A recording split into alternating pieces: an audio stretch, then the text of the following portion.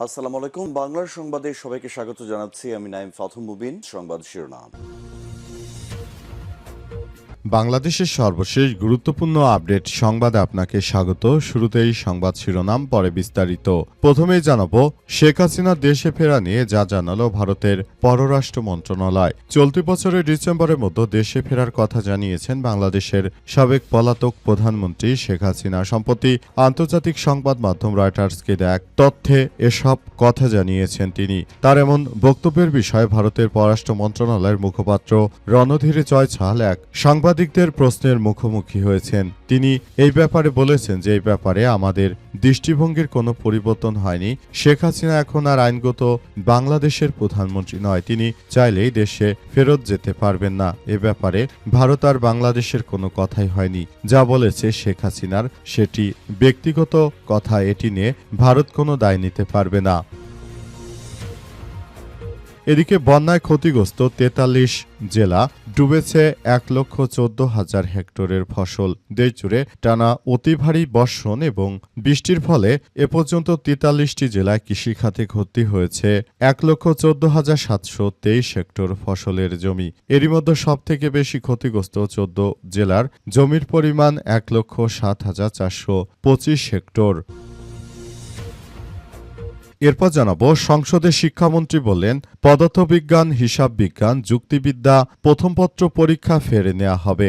অতিবৃষ্টি এবং বন্যার কারণে এইচএসসি পরীক্ষার্থীরা সঠিকভাবে পরীক্ষা দিতে না পারায় চট্টগ্রাম বোর্ডে অনুষ্ঠিত পদার্থবিজ্ঞান, হিসাব বিজ্ঞান ও যুক্তিবিদ্যা এই তিনটি বিষয়ে প্রথম পত্রের পরীক্ষা আবার নেওয়া হবে বলে জানিয়েছে শিক্ষামন্ত্রী ড আনম এহসানুল হক মিলন। আজ জাতীয় সংসদ অধিবেশনে বগুড়া বিশ্ববিদ্যালয় বিল ২০২৬ পাশের আগে দেওয়া বক্তব্যে তিনি এসব কথা বলেছেন। পাশাপাশি শিক্ষামন্ত্রীর পদত্যাগের দাবিতে মাঠে নেমেছে শিক্ষার্থীরা।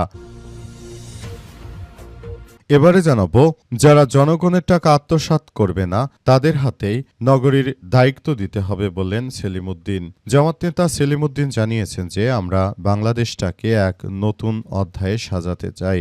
যারা বাংলাদেশের ক্ষতি করছে, যারা দেশের টাকা আত্মসাৎ করেছে, এমন কোনো লোককে দেশের রাষ্ট্র ক্ষমতায় আমরা কখনো বসাবো না।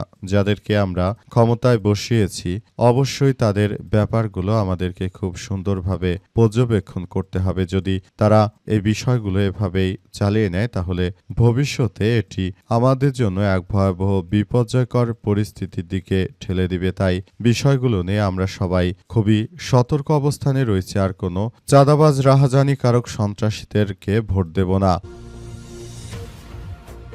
এবং সর্বশেষ জানাবো সৌদি আরব এবং ইয়েমেনের হুতি বিদ্রোহীদের মধ্যে সংঘাত ছড়িয়ে পড়ার আশঙ্কা। ইয়েমেনের হুতি বিদ্রোহীরা ৪ বছরের অনানুষ্ঠানিক যুদ্ধবিরতি ভেঙে সৌদি আরবের দিকে আবারও ব্যাপক ক্ষেপণাস্ত্র নিক্ষেপ করতে শুরু করেছে। হুতিদের অভিযোগ, সোমবার তাদের নিয়ন্ত্রিত সানার আন্তর্জাতিক বিমানবন্দরে সৌদি সমর্থিত বাহিনী বিমান হামলা চালিয়েছে। এর জবাব হিসেবেই তারা এই হামলা চালাতে শুরু করেছে। জানা গেছে যে সৌদির বর্তমান যিনি রয়েছেন তিনি মূলত ট্রাম্পের সংকেত পাওয়ার পরই ইয়েমেনের হুতি বিদ্রোহীদের ওই বিমানবন্দরে হামলা চালায়। এর জবাব দিতে শুরু করেছে হুতিরা। এর ফলে সৌদির সঙ্গে এবার ব্যাপক পাল্টাপাল্টি হামলা শুরু হচ্ছে হুতি এবং সৌদি আরব বা ইয়েমেন বা সৌদির মধ্যে। প্রিয় দর্শক, এই যুদ্ধ কোন পর্যায়ে যেতে পারে বলে আপনি মনে করেন সেটি আমাদেরকে জানিয়ে দিতে পারেন।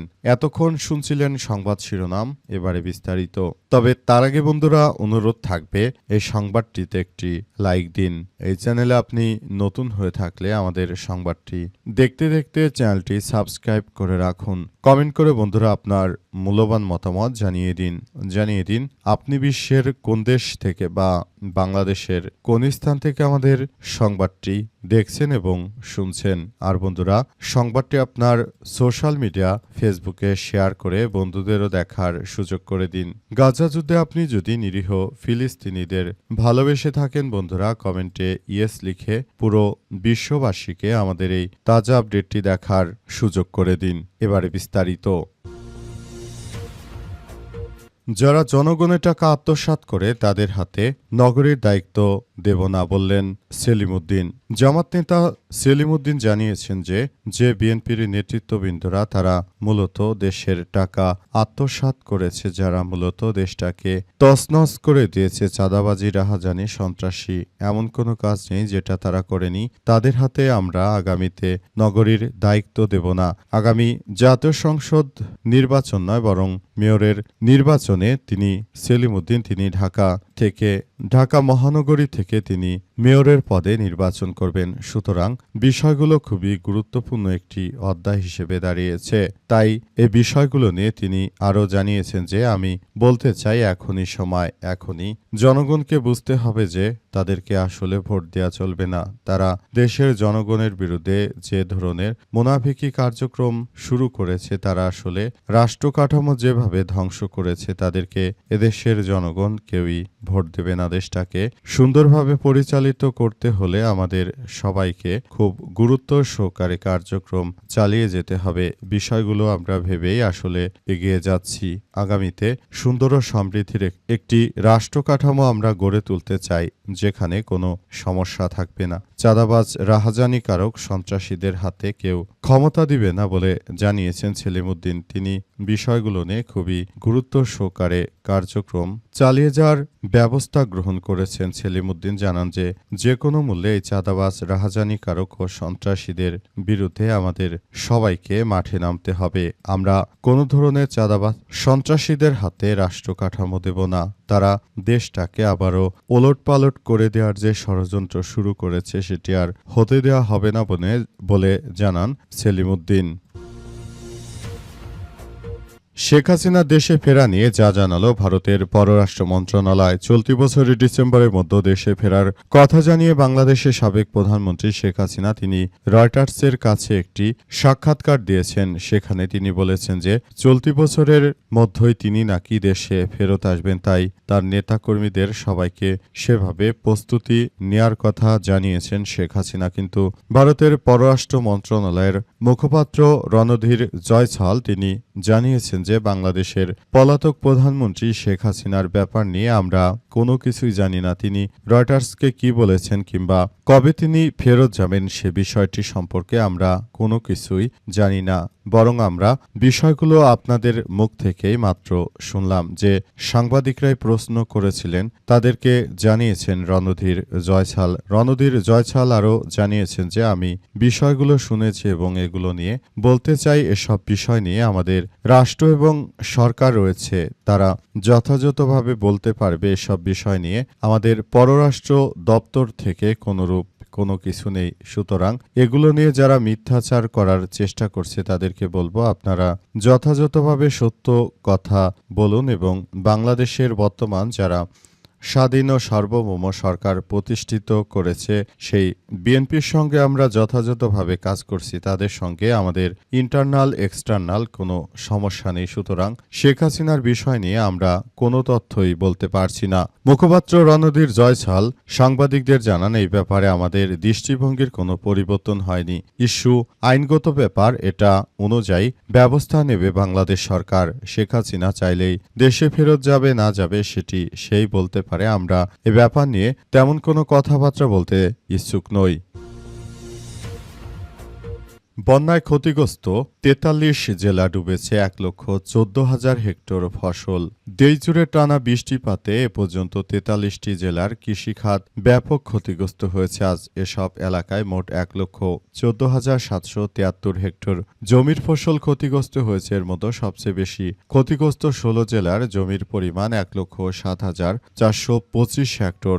একই সময় মৎস্য প্রাণী সম্পদ খাতে প্রায় ৪০০ কোটি টাকার বেশি ক্ষয়ক্ষতি হয়েছে। কৃষি মন্ত্রণালয়ের তথ্য অনুযায়ী দুর্যোগে ৫ লাখের বেশি কৃষক ক্ষতির মুখে পড়েছে। ক্ষতিগ্রস্ত ফসলের মধ্যে রয়েছে আউশ ধান, আমনের বীজতলা, গ্রীষ্মকালীন সবজি, আদা, হলুদ, পেঁয়াজ সহ বিভিন্ন কৃষিপণ্য।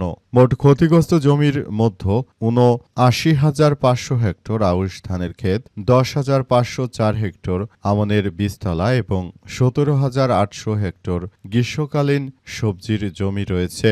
বিশেষজ্ঞদের মতে সার্বিকভাবে ফসলে ব্যাপক ক্ষয়ক্ষতি এবং সর্বসংকটের আশঙ্কা করা হচ্ছে। মূলত দেশ জুড়ে এই ধরনের বন্যার পরিস্থিতির সৃষ্টি হওয়ার কারণে সারা দেশ জুড়ে ব্যাপক সমস্যার সৃষ্টি হয়েছে। সমস্যাগুলো মোকাবেলা করতে সরকার খুব প্রচেষ্টা চালাচ্ছে, কিন্তু ভয়াবহ এই বন্যার কারণে দেশ জুড়ে এক ব্যাপক সমস্যার সৃষ্টি হচ্ছে। সমস্যা কতদূর গড়াবে শেষ পর্যন্ত, এটি কোথায় যাবে সেটি এখন পর্যন্ত বলা যাচ্ছে না। সবকিছু খুবই খারাপের দিকে চলে যাচ্ছে। শেষ পর্যন্ত এই পরিস্থিতি কোন দিকে যায় সেটি এখন পর্যন্ত বলা যাচ্ছে না। সবকিছু খারাপের দিকে চলে যাচ্ছে। দেখা যাক শেষ পর্যন্ত বন্যা আরও কতটা ক্ষতি করে, এবং সরকারকে এখনই কৃষকদের ভর্তুকি দিতে হবে। তা না হলে কৃষক কিন্তু বাঁচবে না, এবং এর ফলে দেশে আগামীতে আরও বড় ধরনের সংকট তৈরি হতে পারে, বিশেষ করে খাদ্যে। এবার যেহেতু হাওর অঞ্চলে বৃষ্টির পানির কারণে কিন্তু ব্যাপক পরিমাণ ধানের ক্ষতি হয়েছে, এ অবস্থায় আবার নতুন করে বন্যার পরিস্থিতির কারণে মূলত সমস্যাগুলো আরও বাড়ছে। সংসদে শিক্ষামন্ত্রী বললেন, পদার্থ, হিসাব ও যুক্তিবিদ্যা প্রথম পত্র পরীক্ষা ফের নেওয়া হবে। অতিবৃষ্টি এবং বন্যার কারণে এইচএসসি পরীক্ষার্থীরা সঠিকভাবে পরীক্ষা দিতে না পারায় চট্টগ্রাম বোর্ডে অনুষ্ঠিত পদার্থবিজ্ঞান, হিসাব বিজ্ঞান ও যুক্তিবিদ্যা এই তিনটি বিষয়ে প্রথম পত্রের পরীক্ষা আবার নেওয়া হবে বলে জানিয়েছেন শিক্ষামন্ত্রী ডক্টর আনম এহসানুল হক মিলন। আজ জাতীয় সংসদ অধিবেশনে বক্তব্য দিয়ে তিনি বগুড়া বিশ্ববিদ্যালয় বিল 2026 পাশের আগে দেওয়া বক্তব্যে এমন কথা জানান। ডেপুটি স্পিকার ব্যারিস্টার কায়সার কামালের অধিবেশনে সভাপতিত্বে এসব কথা জানিয়েছেন মিলন। তবে মিলনের বিরুদ্ধে শিক্ষার্থীরা যে গুরুতর অভিযোগ এনেছে তার পদত্যাগ করতে হবে, সেই পদত্যাগের বিষয় নিয়ে এখনো মিলন কোনরূপ মুখ খোলেনি। তিনি আসলে মুখ না খোলায় সবাই বলাবলি করছে যে ক্ষমতার লোভে পেয়ে গেছে তাদের। তারা ক্ষমতায় বসার পর আর কোনোভাবে তারা দায়িত্ব ছাড়তে চাইছে না। তাদেরকে বলতে চাই, এখনো সময় আছে, তোমরা দায়িত্ব ছেড়ে দাও। যদি দায়িত্ব না ছাড়ো, দেশের জনগণ কিন্তু তোমাদেরকে আর কোনোভাবেই ছাড় দেবে না। যে কোনো মূল্যে তারা কিন্তু আবার বিষয়গুলো খুব গুরুত্ব সহকারে দেখভাল করছে। বিষয়গুলো নিয়ে সবাইকে খুব গুরুত্ব সহকারে কার্যক্রম চালিয়ে যেতে হবে বলে জানান তিনি। শিক্ষামন্ত্রী মিলনের যতক্ষণ পর্যন্ত পদত্যাগ না হচ্ছে ততক্ষণ পর্যন্ত কোমলমতি শিক্ষার্থীরা তারা ঘরে ফিরতে চাচ্ছে না। তাদের কথা হচ্ছে এমন অকাল কুসুমড এই শিক্ষামন্ত্রীর পদত্যাগ না করানো পর্যন্ত তারা ঘরে ফিরবে না। যতক্ষণ পর্যন্ত তিনি থাকবেন ততক্ষণ পর্যন্ত শিক্ষার্থীরাও রাজপথে থাকবে, এবং মিলনের পদত্যাগ ছাড়া কেউই ঘরে ফিরতে চাইছে না। অবস্থায় বিএনপি সরকার কঠোর বিপাকে পড়েছে।